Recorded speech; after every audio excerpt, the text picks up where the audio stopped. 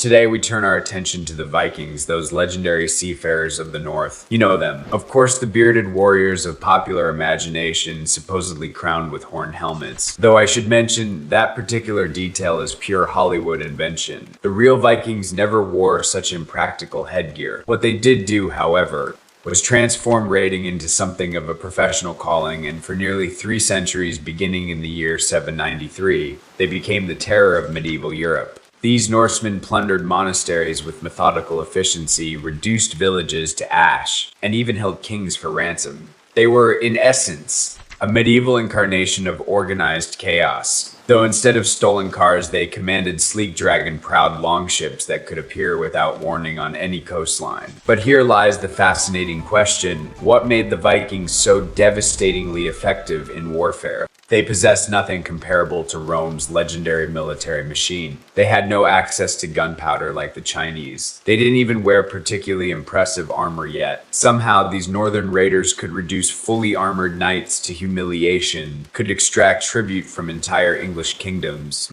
and could compel the King of France himself to simply hand over territory with the plea, "Please just stop attacking us." The answer lies not in some mystical Nordic sorcery, but in something far more tangible: a brutally effective warrior cultivation system that transformed ordinary farmers into Europe's most feared fighting force. Let me show you exactly how the Vikings accomplished this remarkable feat. The first trial: survival mode training from childhood to understand the Viking warrior. We must first understand the Viking child, whose upbringing resembled nothing so much as a real-world survival competition. Modern parents who push their children toward piano lessons or coding classes might consider themselves demanding. Viking parents operated on an entirely different philosophy, one that might be summarized as: if you cannot competently wield an axe by your 7th year, you bring shame upon our entire lineage. From the moment a Viking child could walk steadily, their education began in earnest. By age 5, they trained with practice swords. By 7, they learned the axe. By 10, they mastered the throwing spear. Simultaneously, they absorbed the intricate knowledge of seafaring: how to navigate by the stars, how to keep a vessel upright in storm-tossed seas. They learned survival skills that meant the difference between life and death: how to endure a night in the forest when temperatures plunged 20 degrees below freezing, how to catch fish with bare hands when no other food could be found. These were not optional enrichment activities. These were essential skills for survival. Failure to master them carried consequences far more severe than disappointing one's parents. Failure meant death, not metaphorical death, but literal death by freezing, starvation,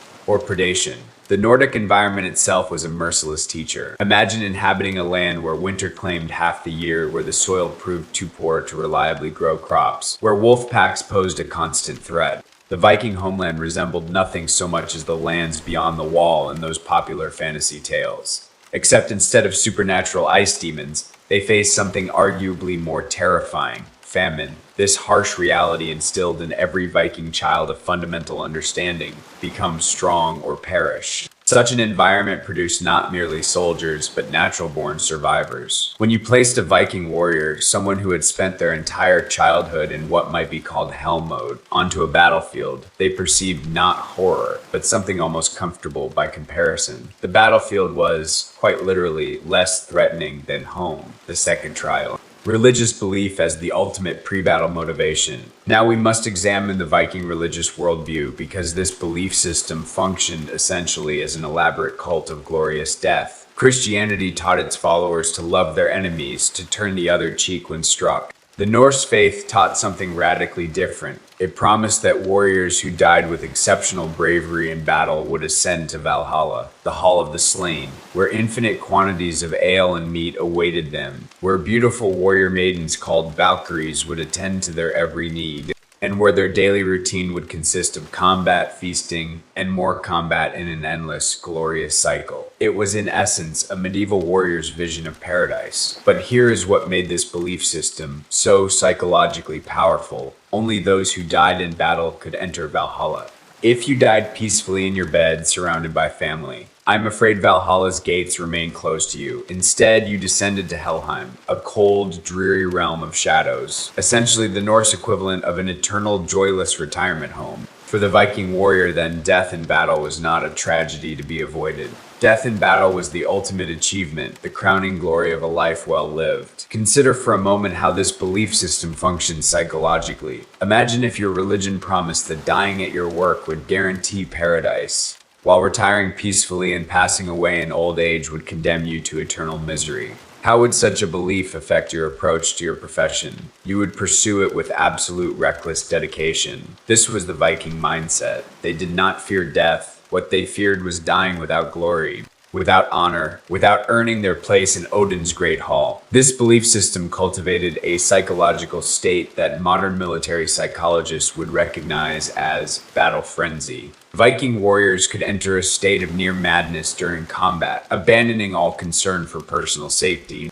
consumed entirely by the drive to destroy their enemies. Among the Norse fighters existed a particularly fearsome subset known as the Berserkers. Before battle, these warriors would enter a trance-like state, achieved perhaps through meditation, perhaps through the consumption of certain substances. Some theories suggest they ingested hallucinogenic mushrooms native to their homeland. Once in this altered state, they would exhibit extraordinary behavior. They would bite down upon their own shields with savage intensity. They would emit sounds more beast than human. They would strip away their armor and fight bare-chested, exposing themselves completely to enemy weapons. Most remarkably, they appeared to feel no pain whatsoever. These men functioned essentially as human battering rams. Strike one with your blade, and rather than recoiling, he would laugh and continue his advance toward you with undiminished fury. Consider the psychological difference this created on the battlefield. The typical soldier, when confronting an enemy, thinks primarily of survival. How do I make it through this alive? The Viking berserker, by contrast, approached combat with an entirely different question. How can I die most gloriously?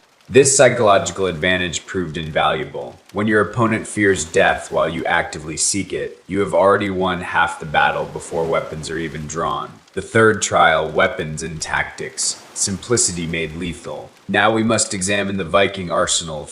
And here you may be disappointed if you expected some mysterious Nordic technology, perhaps something resembling the mythical hammer of Thor. The reality proves far more austere. The Vikings relied primarily on just 3 weapons: the axe, which was most common among ordinary warriors, the sword, which only the wealthy could afford, and the spear, which offered an excellent balance of cost and effectiveness. That was essentially the complete inventory. No crossbows, no siege engines, no elaborate mechanical devices, but herein lay the genius of the Viking approach. They had perfected the use of simple weapons to an extraordinary degree. Take the Viking battle axe, for instance. This was not the crude woodcutting tool you might purchase at a hardware store. This was a weapon engineered specifically for killing human beings. It was light enough to wield with one hand, allowing the other to hold a shield. The blade was thin and wickedly sharp, capable of cleaving through armor. The back of the axe head featured a hook, perfect for catching an enemy's shield rim or, more gruesomely,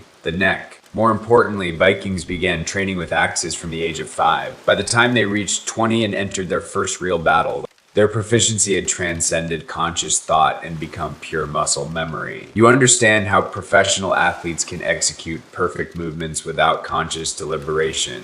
Viking warriors wielded their axes with that same instinctive precision.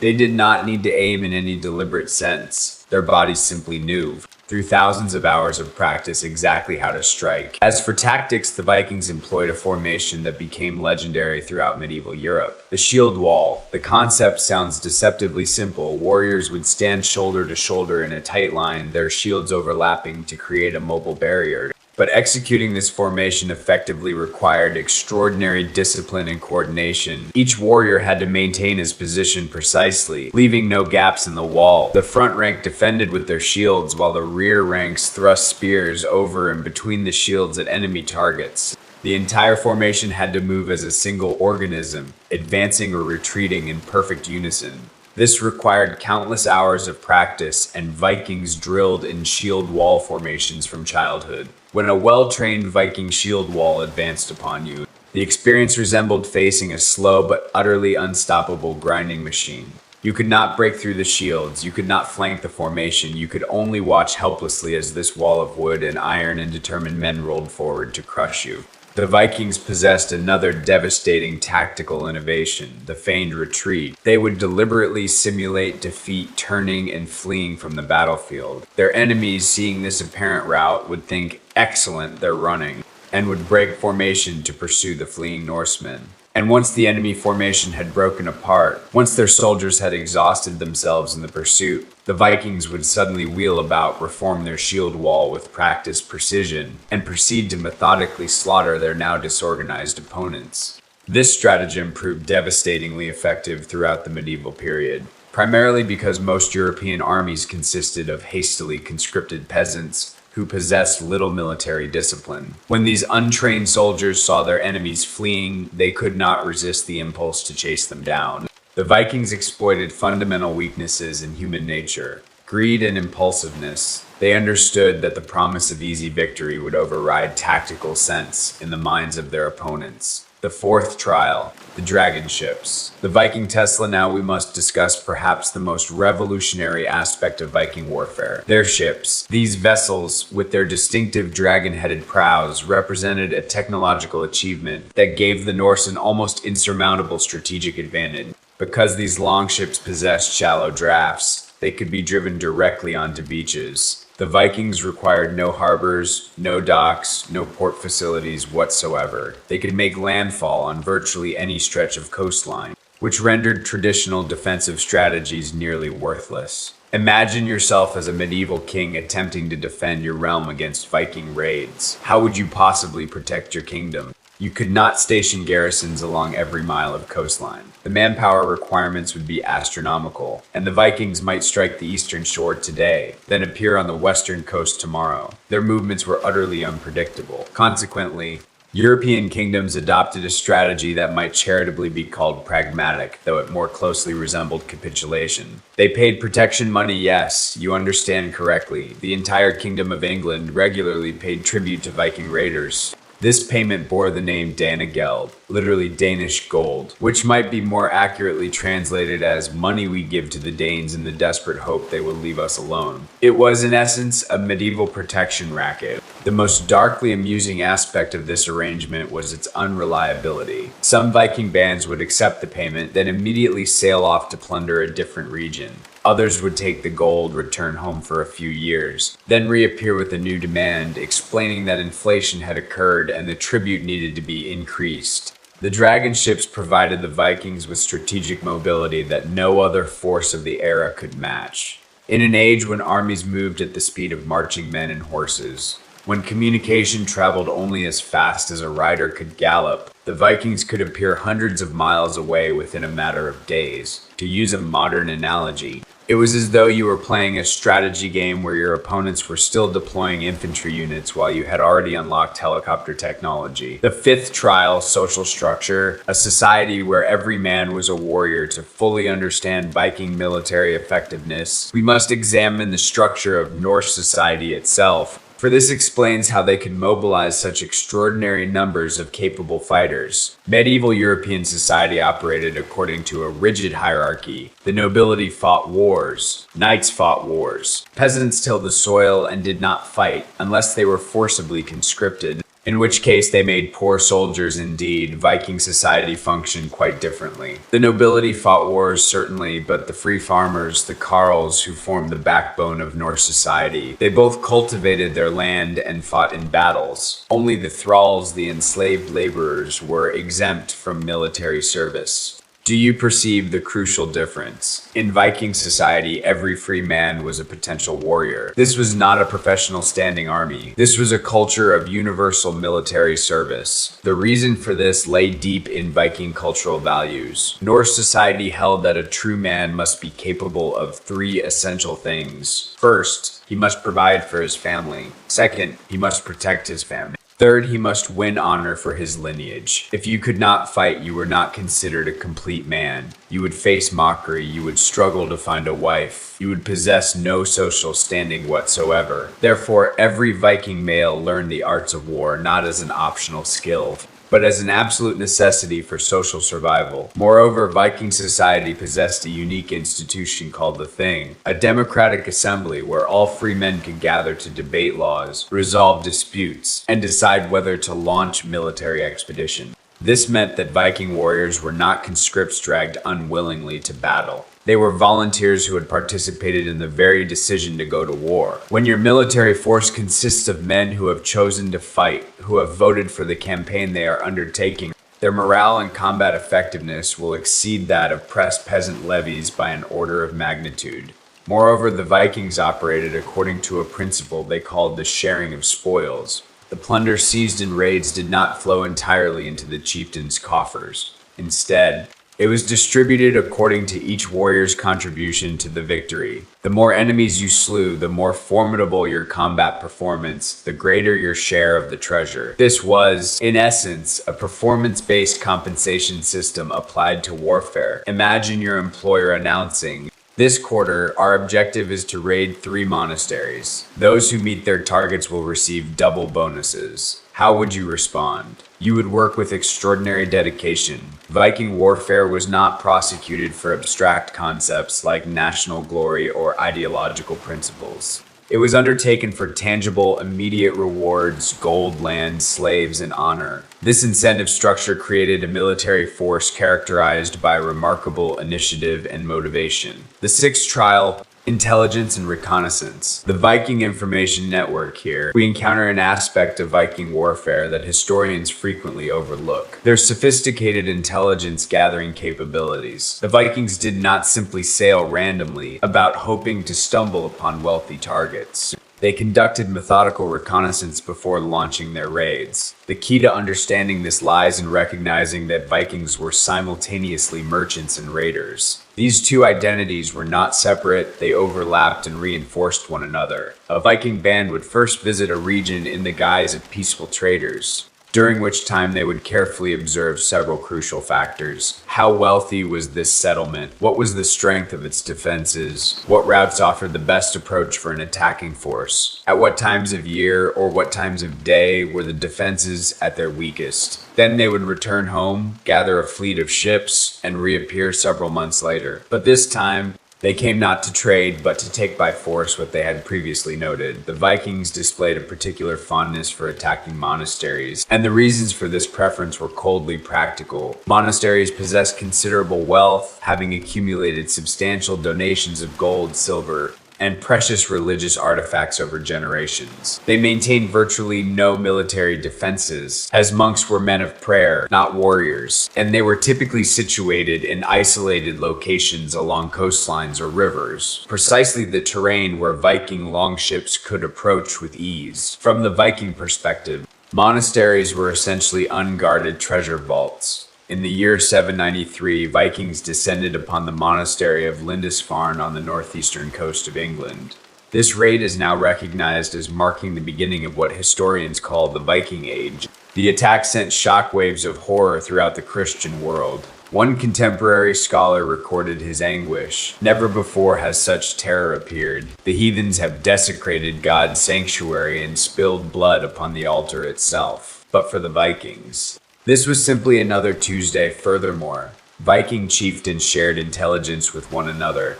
When one leader discovered a particularly lucrative target, he would inform his peers, and they would coordinate joint expeditions to maximize their plunder. This information sharing network made Viking operations extraordinarily efficient. They did not waste their efforts on impoverished settlements or heavily fortified positions. They possessed an uncanny ability to identify the fattest sheep in any given region. The seventh trial, adaptability, the Viking evolution. Finally, we must examine perhaps the most underestimated aspect of Viking capability, their remarkable adaptability. The Vikings were not a static culture frozen in time. They learned, they evolved. The early Viking raids followed a simple pattern: swift strikes followed by immediate withdrawal. They would descend upon a coastal settlement, seize what they could carry, and vanish back across the sea before organized resistance could materialize. But over time, a realization dawned upon these northern warriors. Why should they return to the harsh, rocky soil of Scandinavia when the lands they raided were so much more fertile?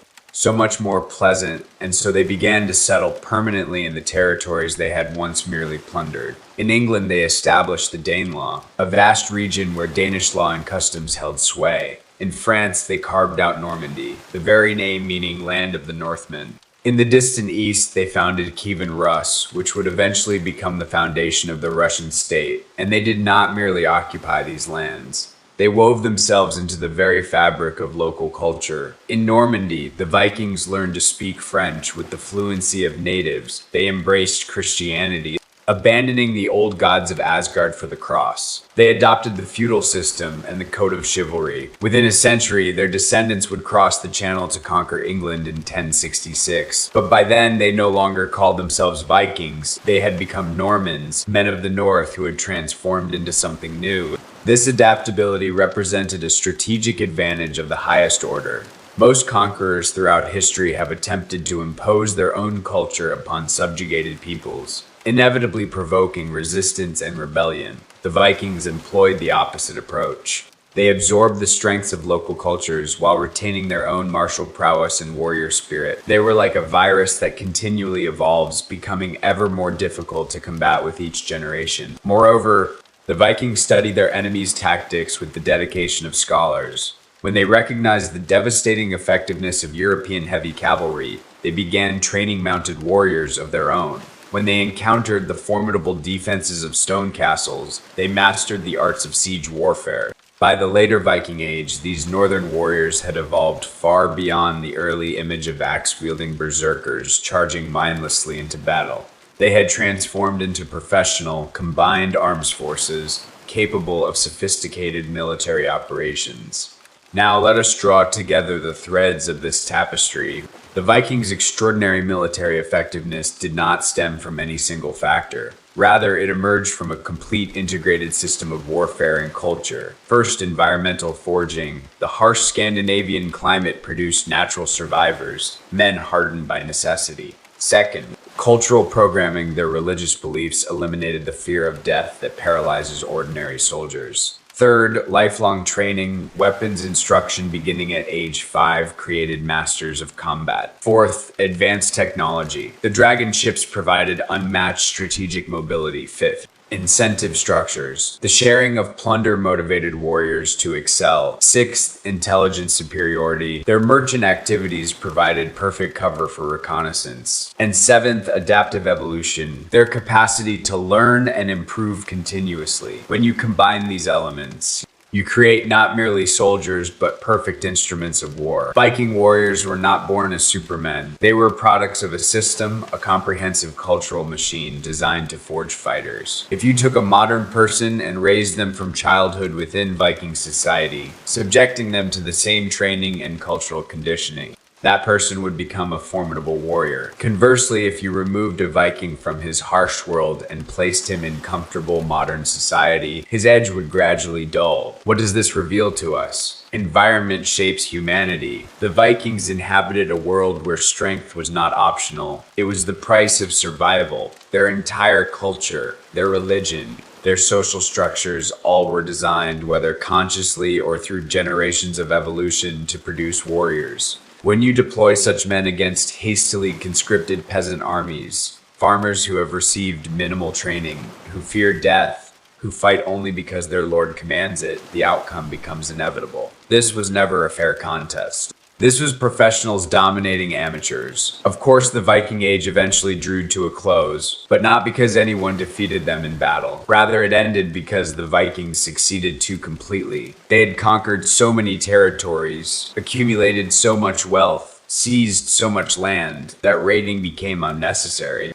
The descendants of raiders became kings, dukes, and landowners. They accepted baptism into Christianity. They established kingdoms and began playing the intricate games of medieval politics. In other words, they became the very people they had once plundered. By the end of the 11th century, the term Viking had largely vanished from use, not because these people had been exterminated, but because they had been absorbed into the broader tapestry of European civilization. Yet their legacy endured, woven permanently into the fabric of the continent. The English language today contains thousands of words derived from Old Norse. The tongue of the Vikings, European royal bloodlines carry Viking ancestry in their veins. In Western culture, the image of the Viking remains a powerful symbol of courage, strength, and the spirit of adventure. So did the Vikings truly disappear? Or did they simply win so thoroughly that they became inseparable from the history they helped forge? I believe the latter. And so we reach the end of this tale. A people who emerged from the frozen north, farmers and fishermen who, over 3 centuries, brought the mightiest kingdoms of Europe to their knees. And in doing so, became legend. They were not supermen.